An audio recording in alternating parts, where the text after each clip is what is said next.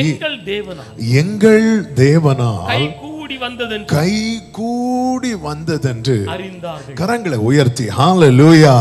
1ஆம் தேதி இந்த வார்த்தையை கேட்டோம். கடந்த வெள்ளிக்கிழமையிலும் இந்த வார்த்தையை குறித்து தேவ திட்டத்துக்கு அடுத்த காரியங்கள், ஆண்டவருடைய திட்டத்தோடு இணைந்து செயல்படுகிற காரியங்களை குறித்து நாம் கடந்த வாரத்திலும் கேட்டோம். இந்த வாரத்தில் ஆமென் ஆவியானவர் கடந்த நாட்களில் அதிகமாய் தியானிக்க வைத்ததும் ஆமென் அதிலே அடியானோடு இடைப்பட்டதுமான சில காரியங்களை நாம் இந்த நாளிலே ரொம்ப சுருக்கமான நேரத்தில் வேகமாய் தியானிக்க போகிறோம்.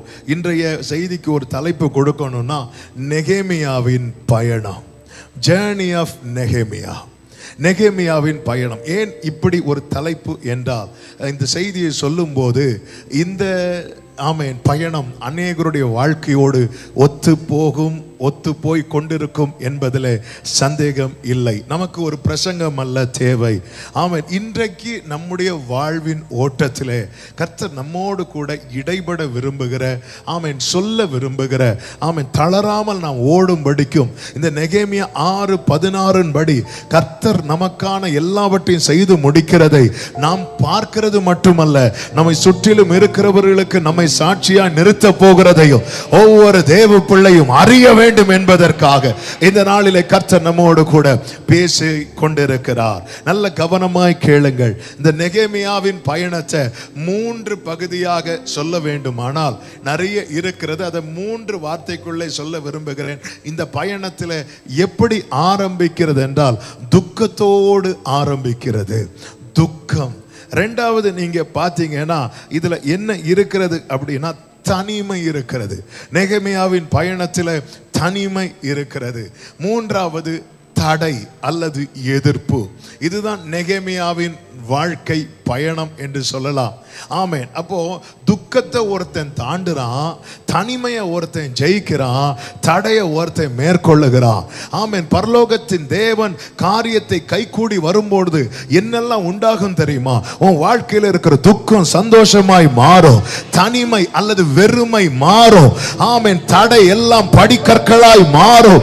ஹல்லேலூயா. நெகேமியாவோடு இருந்து நடத்தின தேவன் நம்மோடு இருந்து நடத்த வல்லவராய் இருக்கிறார். கரங்களை உயர்த்தி ஆமென் சொல்லுங்க பார்க்கலாம். துக்கத்தோடு, தனிமைகளை, எதிர்ப்புகள் நடுவில் இந்த சத்தத்தை கர்த்தர் இன்னைக்கு எங்கூட என்ன பேச போகிறார்? கர்த்தர் என் வாழ்க்கையில காரியத்தை வாய்க்க பண்ணுவாரா? என் வாழ்க்கையில் இருக்கிற துக்கம் எல்லாருக்கும் தெரிகிறது, என் தனிமை எல்லாருக்கும் தெரிகிறது. எல்லாருக்கும் தெரியலைனாலும் ஒரு சிலருக்கு தெரிகிறது. ஆமா, என் வாழ்க்கையில எவ்வளவு தடைகள் இருக்கிறது, எவ்வளவு எதிர்ப்புகள் இருக்கிறது. தாவீது சொல்லுகிறாரு, என் சத்துருக்கள் எவ்வளவாய் பெருகி இருக்கிறாங்க. ஆமா, தாவீதின் ஆரம்பத்தில் பார்த்தா ஒவ்வொருத்தனா வந்தாங்க. இப்போ பாத்தீங்கன்னா சுற்றிலும் சத்துருக்கள். ஆமென், ஆமென். இதையெல்லாம் தாண்டி ஒரு மனுஷனுக்கு ஜெயிக்க முடியுமா? ஒரு மனுஷனால நிக்க முடியுமா? ஒரு மனிதனால சாதிக்க முடியுமா? இன்னைக்கு நமக்கு முன்பாக இருக்கிற பிரச்சனை அது வெள்ளம் போல இருக்கலாம் அல்லது எரிகோ போல இருக்கலாம். ஆனால் ஒன்றை புரிந்து கொள்ளுங்கள், நம் தேவனுக்கு ஒரு பெயர் உண்டு. அவர் தடைக்கு முன்னாக நிற்கிறவர் அல்ல, தடைகள் அவருக்கு முன்பாக நிற்காது. சாமே செங்கடல் அவரை கண்டு விலகி போனது போல, யோர்தான் பின்னிட்டு திரும்பினது போல இதுவரை நடத்தி வந்த தேவன் உங்களோடு இருப்பது நிச்சயமானால் இன்று நீங்கள் சந்திக்கிற அத்தனை பிரச்சனைகளையும் விசுவாசிக்கிறவர்கள் மாத்திரம் கரங்களை தட்டி ஹல்லேலூயா, ஹல்லேலூயா. எல்லாரும் என்னே பிரிஞ்ச போல், ആലംബമില്ലാതലഞ്ഞ പോൽ, ഒറ്റയ്ക്കിരുന്നു കരഞ്ഞപ്പോൾ നീ എൻ്റെ ആശ്വാസധാരയായി. யாரும் இல்ல, தனியா இருந்து அவன் கடந்த நாட்கள் அதிகமாய் கண்ணீர் வடித்து இன்னைக்கு ஆண்டவர் சமூகத்தில் கண்களை துடைத்து விட்டு வந்து உட்கார்ந்து இருக்கிற உள்ளமே, இது மற்றவர்களுக்கு செய்தியா இருக்கலாம், மற்றவர்களுக்கு பிரசங்கமா இருக்கலாம். ஆனால் உனக்கு இது பரலோகத்திலிருந்து கொடுக்கப்படுகிற மன்னா. ஆமே, காண வரைக்கும் இந்த மண்ணை உன்னை வாழ வைக்கும். இந்த வனாந்தரம் உன்னை அழிப்பதற்கல்ல, இந்த தனிமை உன்னை அழிப்பதற்கல்ல, இந்த துக்கம் உன்னை அழிப்பதற்கல்ல, இந்த எதிர்ப்பு உன்னை அழிப்பதற்கல்ல. ஆலங்கம் கட்டப்படும். சத்துருவால் அக்கினிக்கு இரையாக்கப்பட்டவைகள் மறுபடியும் கட்டப்படும், தாழ்பால் போடப்படும். உன்னிடத்தில் உள்ள உன் பிள்ளைகள் ஆசீர்வதிக்கப்படுவார்கள். Huda Rabba Santara. Glory. Glory. Glory.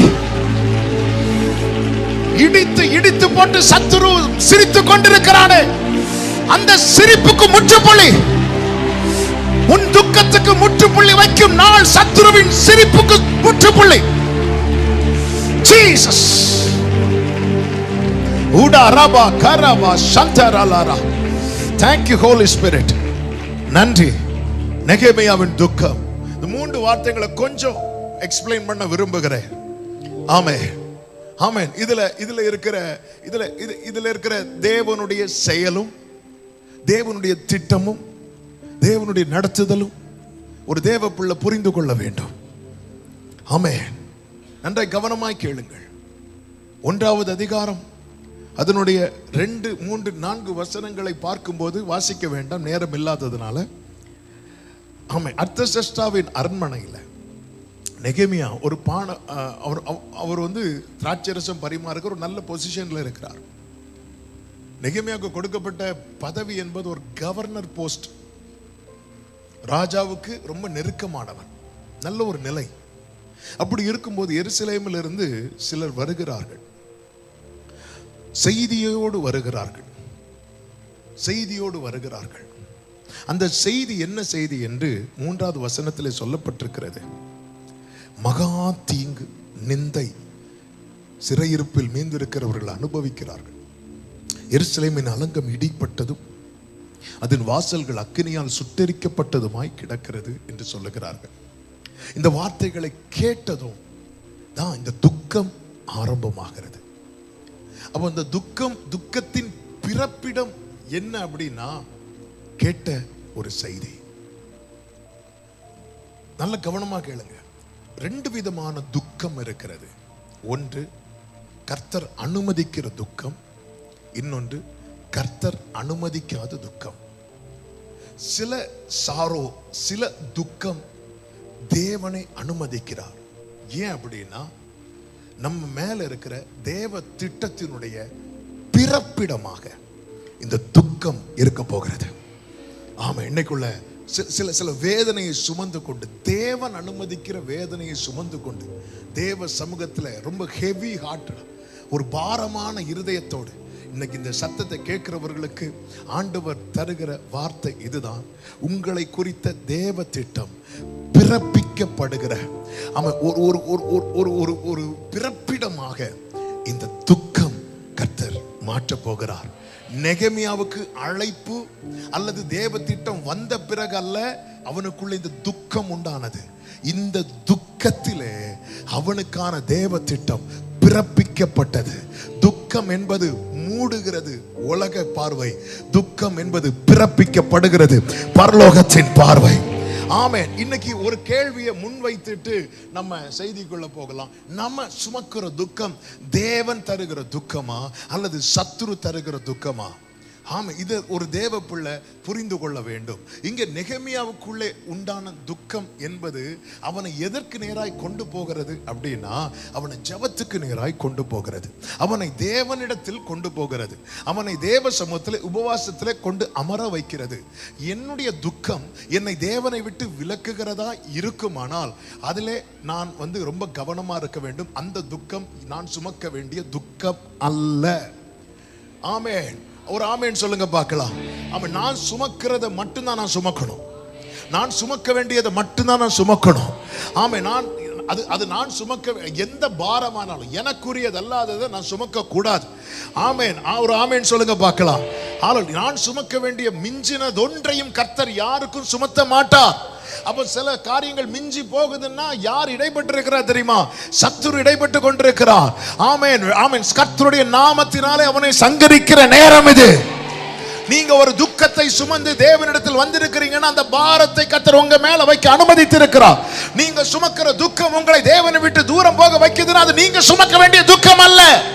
எனவேதான் மார்த்தாளை பார்த்து சொல்கிறார், மார்த்தாளை மார்த்தாளை, உன்னால ஏன் சமூகத்தில் உட்கார முடியல தெரியுமா? நீ அநேக காரியங்களை குறித்து கவலைப்படுகிறாய். ஏன்னா நீ சுமக்கிற துக்கம் நான் அனுமதிச்ச துக்கம் கிடையாது.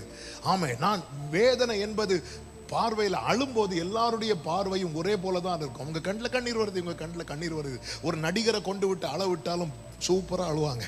ஆமாம், இந்த எலெக்ஷன் டைமில் கண்ணீருக்கெல்லாம் இனி பஞ்சமே இருக்காது இன்னும் ஒரு வாரத்துக்கு. ஆமாம், அந்த கண்ணீர்லாம் எல்லாம் கண்ணீர் தான், எல்லாம் கண்ணீர் தான். ஆமாம், ஆனால் அந்த கண்ணீரை ஒருத்தர் டெஸ்ட் பண்ணுவார். அல்லேலூயா. இந்த சூட்டில் கண்ணீர் வரும். சிலருக்கு நல்ல சிரிச்சு அழுதுருவாங்க. ஆமாம், சிலருக்கு சீரியல் பார்த்தா இவங்களும் சர்ச்சு கூட கர்ச்சீஃபோட வர மாட்டாங்க, ஆனால் சீரியல் டவலோட இருப்பாங்க. விட்டா பக்கத்தில் 2 பக்கெட்டையும் கூட வச்சிருப்பாங்க. அழுகை என்பது பார்வைக்கு ஒரே தான். இது கண்ணீர். கண்ணீருக்கு டேஸ்டும் ஒன்று தான். கண்ணீர் என்ன டேஸ்ட்ல இருக்கும்? கொஞ்சம் உப்பு குறைச்சி போடுங்க. கரெக்டு. ஏன்னா அந்த கண்ணீரை டேஸ்ட் பண்ணாத யாருமே இருக்க மாட்டாங்க. எஸ்பெஷலி தேவனால் நடத்தப்படுறவங்க கண்டிப்பாக கண்ணீரை டேஸ்ட் பண்ணியிருப்பாங்க. எல்லாரும் என்னே பிரிஞ்ச போல் ആലംബമില്ലാതലഞ്ഞ പോൽ ഒറ്റയ്ക്കിരുന്നു കരഞ്ഞപ്പോൾ നീ എൻ്റെ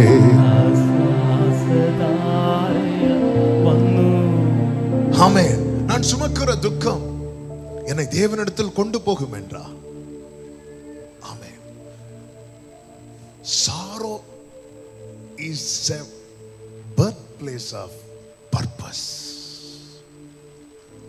இந்த துக்கம் தான் இந்த நெகேமியாவை குறித்த தேவனுடைய திட்டம் பிறப்பிக்கப்படுகிற இந்த பெயினை ஆண்டவர் எனக்கு எப்படி சொல்ல வைக்க விரும்புறாருன்னா, இது ஒரு டெலிவரி பெயின். ஆமா, டெலிவரி பெயின்.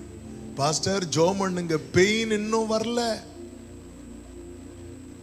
ஆமே, அல்லேலூயா. பெயின் வரல. பெயினுக்காக ஆமென் எல்லாரும் எதிர்பார்க்கிற ஒரு பெயின் இருக்கிறது. ஏன்னா அதுல ஒண்ணு பிறக்குது, அதுல ஒரு ஜீவன் பிறப்பிக்கப்படுகிறது. நெகேமியாவே உன் மேல ஒரு துக்கத்தை வச்சு உன்னை சாப்பிட விடாம உட்கார வச்சிருக்கிறது. உன்னை குறித்த தேவ திட்டம் பிறப்பிக்கப்படுகிறதற்காக நல்ல கரங்களை தட்டி ஆமென் சொல்லுங்க பார்க்கலாம். இன்னைக்கு வேதனையோடு இந்த ஏப்ரல் மாதத்தில் ஆண்டவர் ஏன் இந்த வார்த்தை தந்தார்லாம் எனக்கு தெரியல. ஆனா ஒரு காரியம்